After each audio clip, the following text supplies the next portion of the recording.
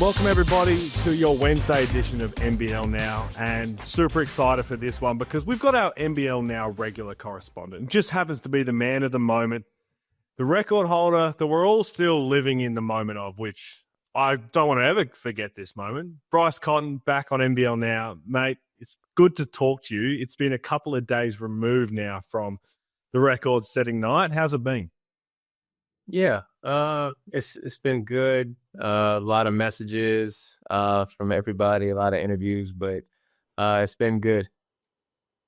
Anyone in particular of a message that stood out? Because we saw the social media was flooding in, but I'm sure your phone was off the hook, and especially once people back in the States probably started to get wind of it, whether they were waking up or whatever it was, they probably came through even more.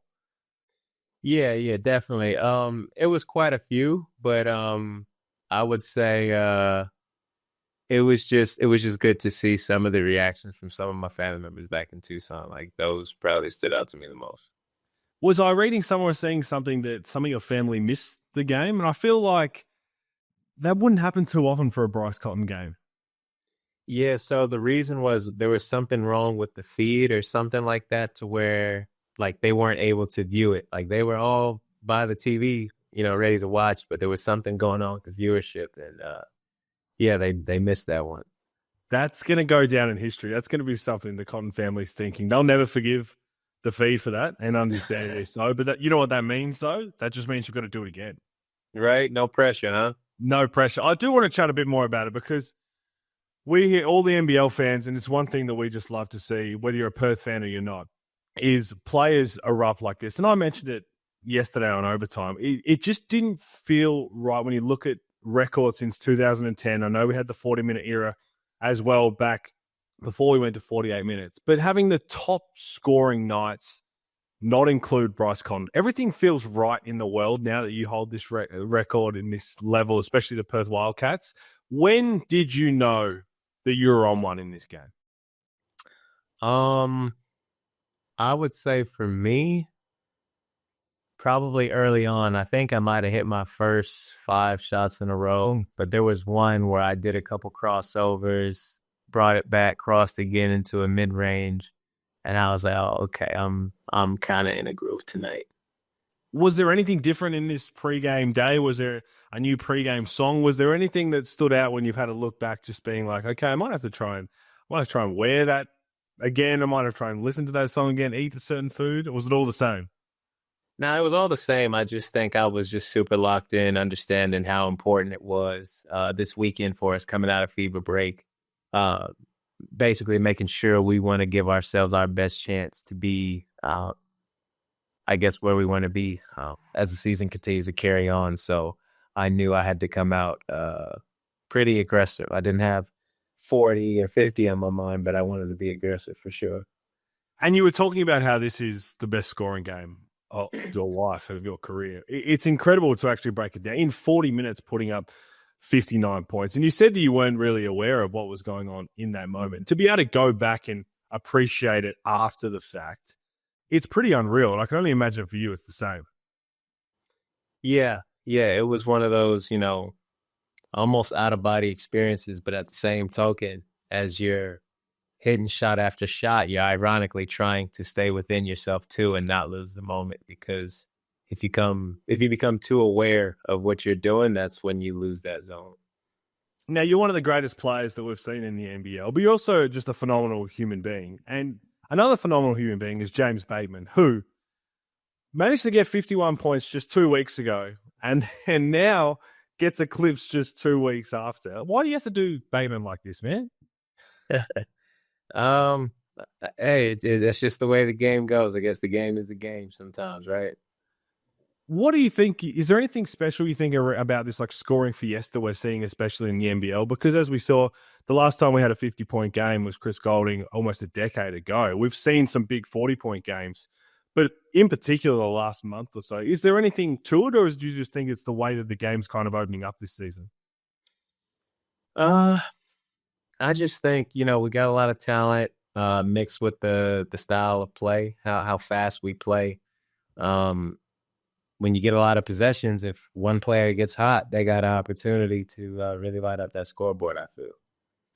in this game as well, again, we're going to talk about it from the media perspective. It's our job. It's the analysts. We're always going to be breaking it down. But two MVP candidates, leading candidates going out of you and PJC, when you're in that mindset and going at and having the heater that you're on, are you able to see what's going on the other side with what he's doing and understand? Because he had a massive game himself too. Yeah, he had a very big third quarter, I think it was, but I wasn't aware of like how impactful he was until I looked at the stat sheet and saw, 34 and 10, I think it was. Like, that's crazy. But, it just goes to show the league that we're in. I always say it's the most talented era this league has ever seen. And, it's a privilege to play in it because we get players like this, and it's an honor to battle against them every night. And with that, you talk about the different eras. We're going into Heritage Round now, which is a really exciting time for the league. And to get the messages from James Crawford to talk about the legends of the past, understanding and appreciating the greatness that we have now, how does that make you feel? Yeah, it was pretty cool. I wasn't even aware of the Wildcat record until after the game. But to surpass James, I guess, like, that was pretty cool. And I think he's one of the more underrated players in league history, but especially Wildcat history. He was quite the player back in his time. So it's nice to be in company with him. And I spoke to you a lot throughout the course of your career, and especially in the last 5 or so years, where you're just a student of the game and you appreciate greatness in every way, shape, or form. So for you to have now, again, like Heritage Round, well, we get to go back and we're seeing this old vision of some of the legends of the NBL. Is it cool for you to sit there and have a look back at how things used to be? Yeah, it's wild. Like, I've seen, obviously you get to see all the different jerseys, which is cool, but there's been a few times where I've been able to look back and see some actual games on YouTube from back at that time. And it's crazy how the game evolves, what the style of play was back then versus now. But you appreciate it, because what we get now, you don't have that without the stuff that comes before. So I truly appreciate the evolution and all the players that came along before. It's well said. I have to ask you this because there's probably only a handful of guys that would be able to actually talk to us about what record do you think is actually going to fall next in the NBL. I can give you some of the numbers if you need to. So Ian Davies had 13 threes. That's the all-time 48-minute record in a game. The 40-minute record is 10 threes. 3 people hold that. I'll put you on the spot. Do you know the 3? I know me and JR is in there. I don't know the other one. DJ Vasiljevic is the other one against the Southeast Melbourne Phoenix. So that's the 3-point record. Shout out DJ. Well, while we're on that, I think they should switch up, or they need to specify records, because playing in a 48-minute game versus 40 minutes, it's hard to compare stats or certain records. So I think there needs to be 40-minute era records, and there needs to be 48-minute era records, because those are two different games when you talk 100%. 100%. And as I alluded to, there was the 3 seasons, I believe, of a 40-minute era before we went to 48. But let's just talk the 40 minutes in general, encompassing those first 3 years as well. So 22 rebounds by Colton Iverson is the 40-minute era record. And then 15 assists by Nate Thomason and Tajir McCall. So out of the threes, the rebounds and the assists, all the points, what's the next one that's going to fall? I'm going to go, I think, threes. I think threes will go. 22 rebounds, I don't see nobody touching that anytime soon. 15 assists, it's a lot easier.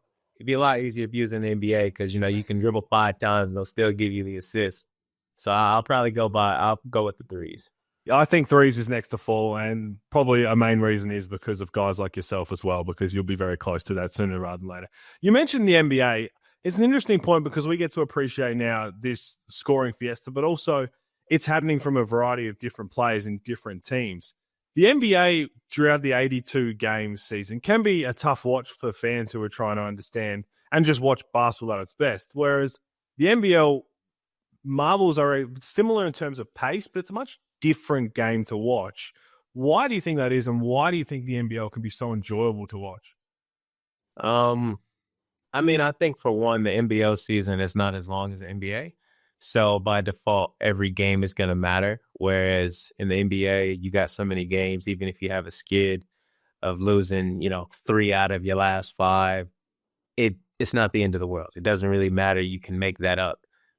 So some games can lose, I guess, some meaning, whereas guys are all out in the NBL because every single game matters. And a game that you lose within the first week of the season might be the one that come back and haunt you at the end. So I think that could be just a difference just because of the less games.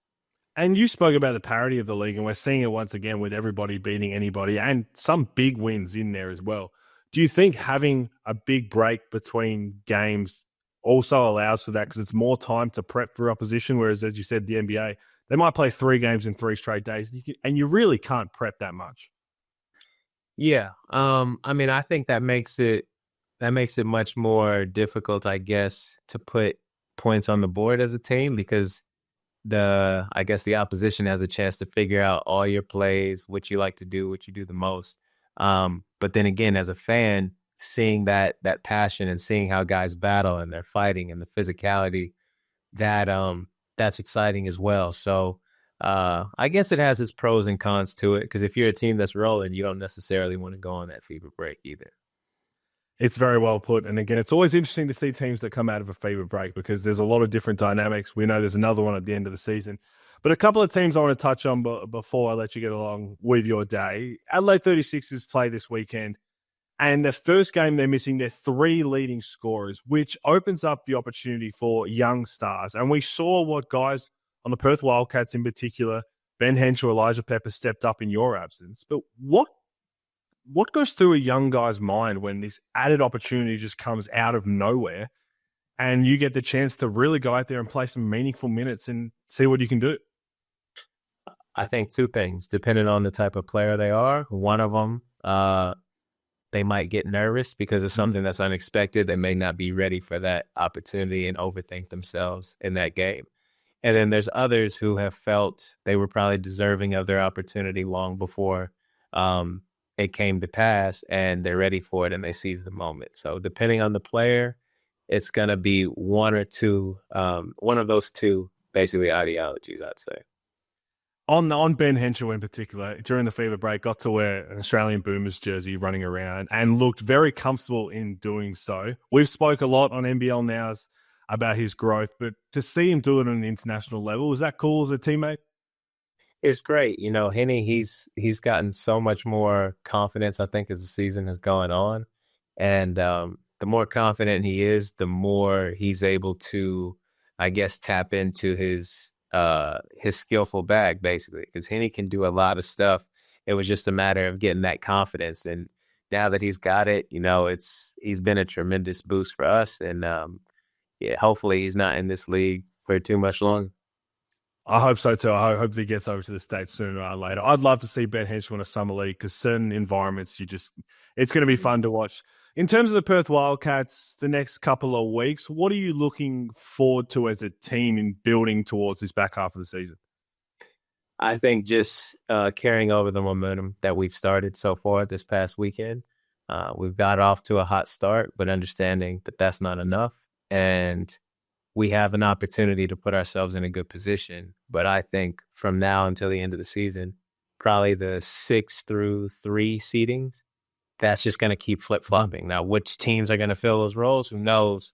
But I think that those slots are going to keep flip-flopping until the end of the season. So it's important for us to put ourselves in the best position possible to see wherever we land. Does that make it even more important? Again, we've seen teams. It was 2 years ago, Melbourne United missed out on a 6th spot on one singular bucket throughout the entire season. When we look at those 3 to 6 spots and even a couple of teams outside the 6, it's going to come down to the wire once again. Every point matters in the NBL. Yeah, and not only that, I'm pretty sure, I think the last year that Sydney won the championship, when they won versus Tassie, both those teams, if memory serves me correct, started the season 2-7, and they both ended up in the grand final. So nothing is set in stone until it's set in stone in this league, and that's what's so cool about it. It is fun to watch. It's so unpredictable. We love it. Bryce, before I let you go, I've had to ask you this, and I'm just going to go ahead and say it. The one free throw you missed. What's going on there, man? That's the 60 piece. Well, to be fair, I missed it in the second quarter, I think. So it wasn't like 60 was on the line. I know watching New Zealand try and really lock up and get it away. It's a cool moment as a fan, but also, come on, man, let's have a bit of sense of theatre. That's six. But again, now you just got something else to challenge yourself with next time, I guess. And yeah, there we go. It's always more challenges if you look for them. Bryce, we appreciate you always. We love watching greatness do its thing. Thank you so much for joining us. All right, cheers, man.